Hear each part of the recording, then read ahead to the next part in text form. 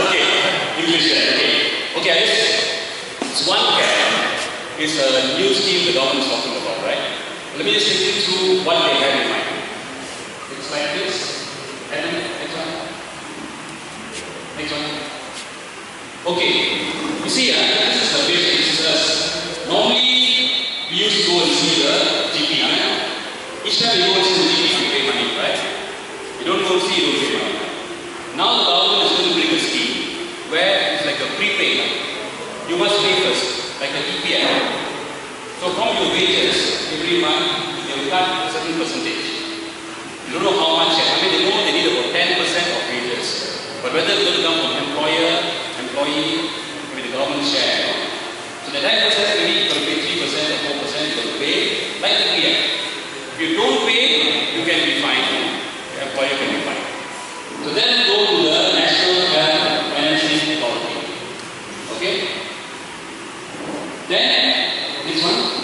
So next, then the NHFA will give everyone a doctor. One particular doctor, that's Govin's doctor. He'll get 3,000 patients easily. Those 3,000 patients can see Govin free of charge.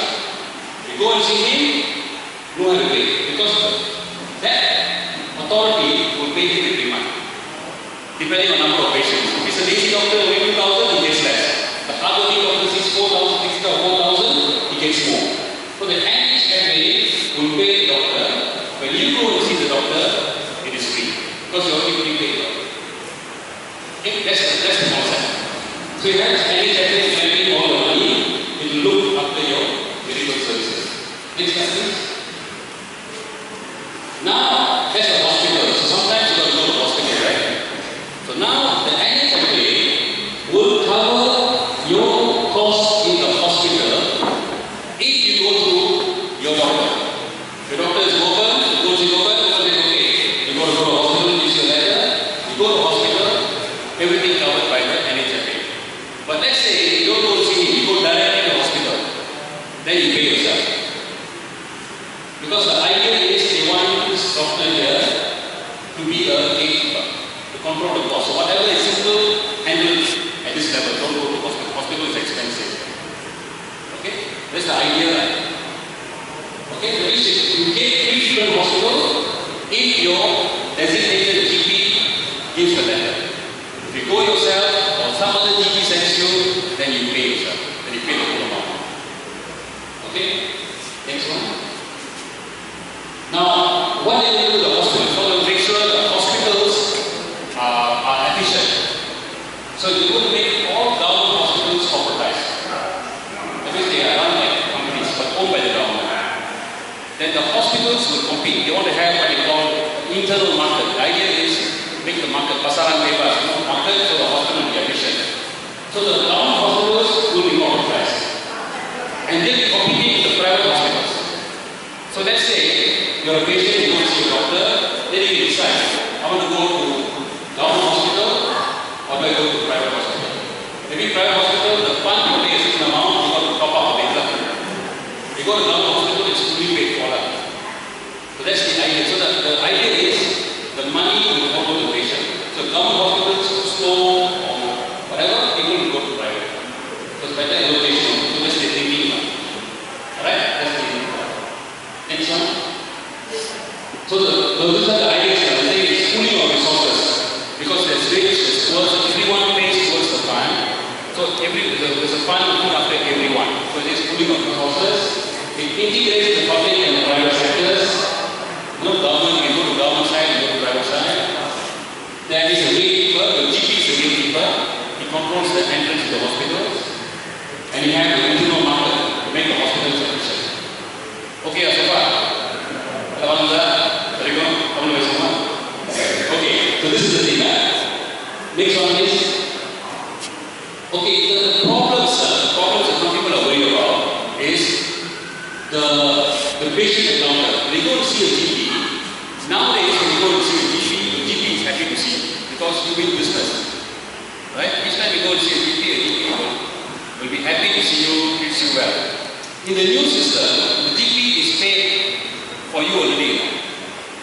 all the 3,000 patients are there, he gets the money for you every month.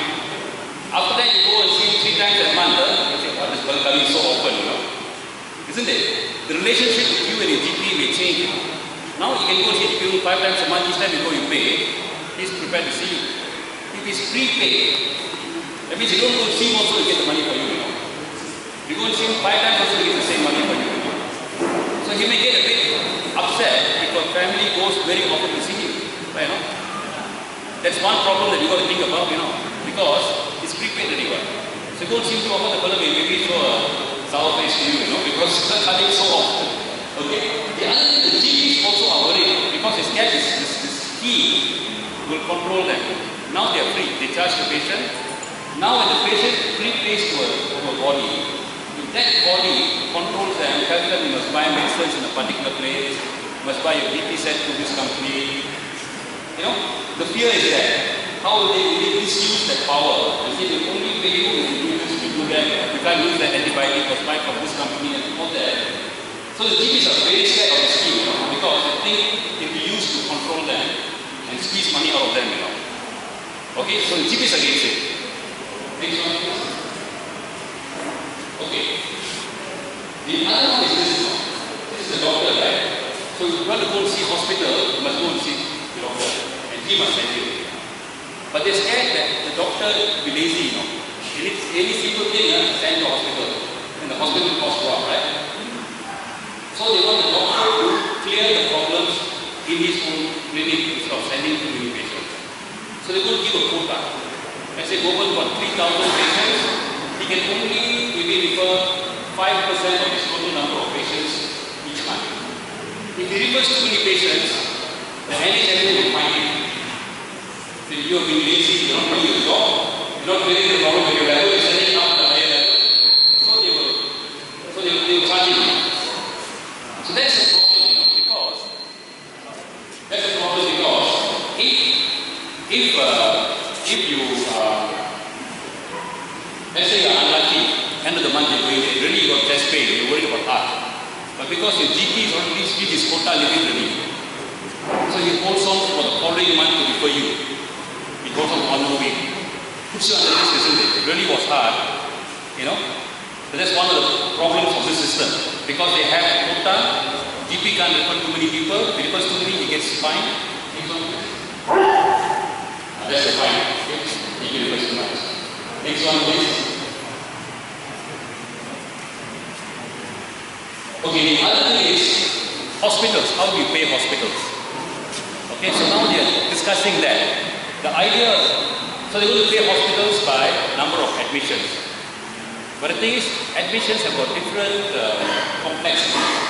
You know, if you go in with, say, diarrhea, let's say you have appendix, you know, or you go in with cancer, different one. Different, same one admission, but it's different in its weightage. So what they're doing is they are formulating a set of illness categories. They call it DRG, Diagnosis Related Group. So based on that, they're going to give the hospital the money, you know. So for example, if you go for normal childbirth, maybe it's $1,000 hospital. You go for a cesarean, maybe it's $3,000, you know. So the amount the hospital gets depends on the diagnosis of the admission. You're there with me? Because otherwise, just simply admit, can't be the same amount, right? You know, just ordinary muscle ache, you go to hospital, you think it's heart attack, but not a heart attack, it's a different one. Actually, it's a heart attack, then it's a different rate. Which one? So they're going to have this concept. So they're trying to formulate diagnosis related groups to pay the hospitals. Okay, next one. But the problem then is, let's say I'm the hospital Pengara. Okay? For me, I would want to diagnose every illness as the more complicated one, so I can earn more for my hospital. Isn't it? Let's say a person goes with abdominal pain, stomach pain. Okay? And then it's just, I say, oh, it's only colleague can treat him and he goes to have no operation. Maybe I'll only charge for 500, or maybe 1,000. If it's appendix, maybe I can charge 2,000. There will be a tendency in the hospitals to diagnose the most serious condition and treat for that because you earn more for that. If you follow on, there's a danger there, you know. And let's say if Gopal is my surgeon, he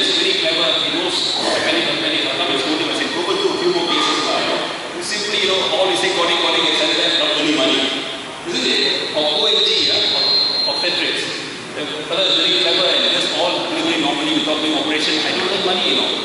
Let them do a few more operations, get money, you know. There's a danger that illnesses will be overdiagnosed to get the money for the hospital. Because as a Pagana hospital, rely on the admissions to bring in the money. So the hospitals, to build up the hospital, to get more equipment, to give bonus for my staff, all depends on money. So it's a tendency to be over-investigate, over-treat, to earn money. You know?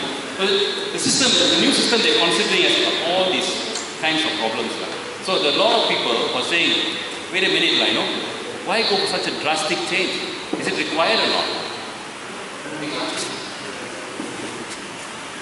So maybe they end up to shorter hospital stays. You know, they have a lot of problems in this kind of system. So people are worried about it.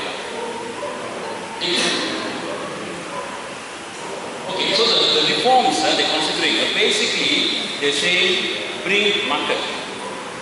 Make it a profit-based system for everyone, including government hospitals. Use financial incentives to control the system. You know? So there is a problem with the reforms. The kind of reform they're bringing already is a problem. But the other bigger problem is, can you trust the government that wants to bring the reform? Let's think about that. Do you trust these fellows in power right now to bring in reforms at this point in time? Next one. You see now the government budget that they passed for this year is already 14 billion. The private health expenditure is 16 billion, you know. Under the new system, everything will come to a common fund. See, they control the government fund. Then they're going to control the private fund also, you know. So it will be 30-40 billion that the government controls. Now, are you certain that this government will use that 30-40 billion to the maximum benefit for your health and only for your health? Okay. Yes, okay, then you agree. All right. How many percent will the cronies get? That's a good question, isn't it? You know? How many percent will the Reddish Care get? That's right. Next one. Next one, please. The binoculars. You know about the binoculars? Bought by Mara, night vision binoculars. True cost $2,600. They bought this for what, 56,000 or something, isn't it? Remember or not? Right. I'm not saying this now. What did the say this now? You know? So thinking like that, that's the kind of way you deal with public money. That 40 billion only give them. Okay, next one. This one, they bought this, now we are buying this armored personal carrier. You heard about it, right? It's like APCs, armored personal carriers. The actual cost per carrier, the most chunky one from America, is only 10 million. But we are buying ours from Turkey, you know. But we're buying them at 30 million one, you know. And we're buying 250 plus, you know. Okay? That's how our money is being used. That's how money is being misused. Sorry? Special specs. But what kind of special specs can you have? You know? Got bathtub inside. Got bathtub inside. So the thing is that this is something which was brought up by Dr. Su coming later. He asked a question. And he said this, and they said that's the answer they gave. But special things we cannot tell you because you know it's OSA, it's military purchase, we cannot tell you. But they're buying at 3 times the cost of the most advanced personal carrier in America. And they're buying it from Turkey. Can you imagine who's making money out of it? How much money? Sorry? Not their money, it's our money. That's right. I suspect it's a transformer. Transformer to Roma. I suspect it's a transformer. Next one, please. Okay.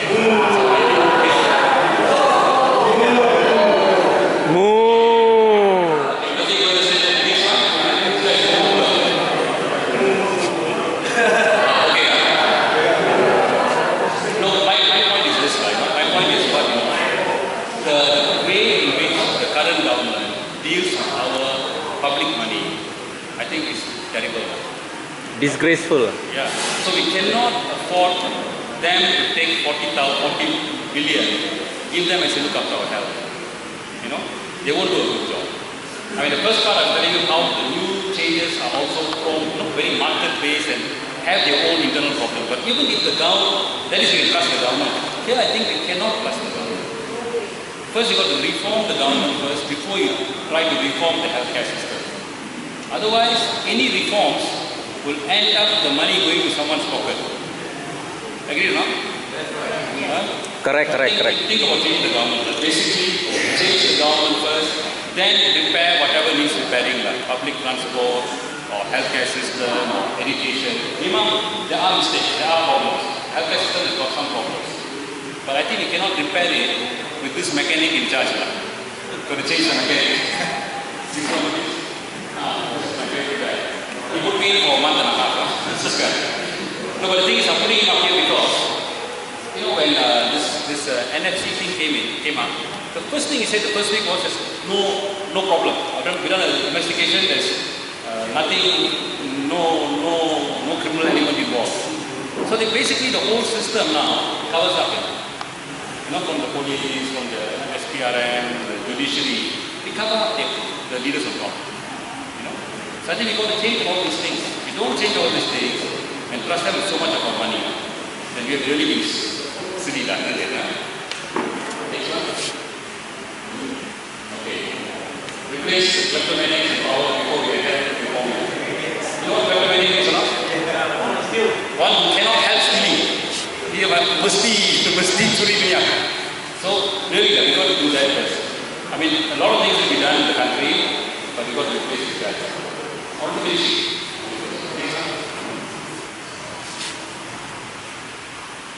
Who can recognize this guy? One of my heroes. No. This guy is Andrew Bevan. He is a Labour Party leader in Britain in the late 40s, socialist. And he was the one who fought for the nationalized health services. He nationalized the health service in Britain. And then in Britain they have a very good healthcare system which catches undoing now. So if you have a person like him who is a socialist who wants to reform the system, I think we can allow that, you know. But if you have fellas who want to look for ways of putting things in their own pocket, Cari makan. then you better be careful. So yeah, the other thing is 60% of Malaysian families have a household income of less than 3,000 per month. Maybe not in Subang Jaya, more affluent, but then the country as a whole. 60% of Malaysian families, not very well, 40% are less than 2,004. And then you go and tax their income again for health. It's too sad. You know, we're not in the right time to do this. We're a rich country, you know, we should be providing health care. You want to improve the healthcare system, go ahead, but don't tax the people further. They're not in a position to be taxed. So, last slide, inject the market approach to healthcare and involve the public in the process and change government first before you try and reform all the system. Thank you.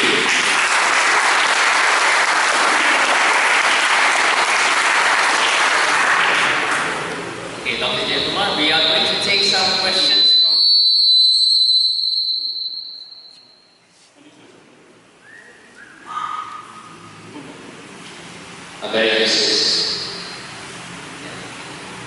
So we're going to take some questions from the audience for Dr. Jayakumar about the One Care plan. Any questions about the One Care plan? Okay.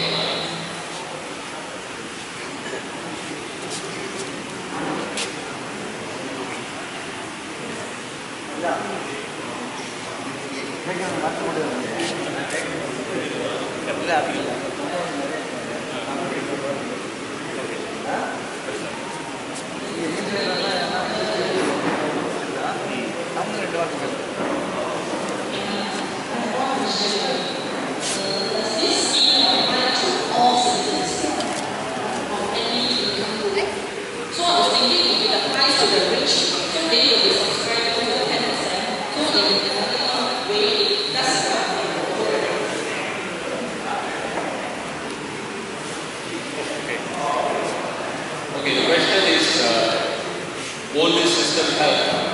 You know, right now when the system is based on taxes, only about 80% of our people pay taxes. Isn't it? Now the current system, the government healthcare system, is run on taxes. That means 80% of them don't pay because their income is below. So that is even more progressive. You go on general taxes, tax on petronas, tax on the corporate group, you know, and then that is more progressive. And if you get everyone to pay 10% or 5% or whatever, okay, and again I will explain this in Tamil. One asked me to explain in Tamil as well. அவங்க கேட்டாங்க 10% வெட்டினா ஒரு ஆளுக்கு பணக்காரங்க கூட கட்டுவாங்க, 700 ரூபா கட்டுவாங்க, அது நியாயம் தானே. ஸோ நான் என்ன சொன்னேன்னா, இப்போக்கி பார்த்தா ஏழை டேக்ஸ் கட்டலையே, ஏழை பார்த்தா அவங்க டேக்ஸ் கட்ட அவசியம் இல்லை. ஒரு 18% தான் நம்ம நாட்டில் டேக்ஸ் கட்டுறாங்க. இப்போக்கி பார்த்தா ஏழை மக்களுக்கு டேக்ஸ் கட்டாமல் அவங்களுக்கு ஹாஸ்பிட்டலுக்கு போயிட்டு ட்ரீட்மெண்ட் கிடைக்கும். இன்னும் அவங்க சொல்கிறது உண்மை தான். எல்லாத்துக்கும் 10% வெட்டினா பணக்காரங்களுக்கு கூட வெட்டுவாங்க, அது ஒரு வகையில் பார்த்தா நியாயம். ஆனால் இப்போ இருக்கிறது பெட்டர் தானே. Okay, any more questions?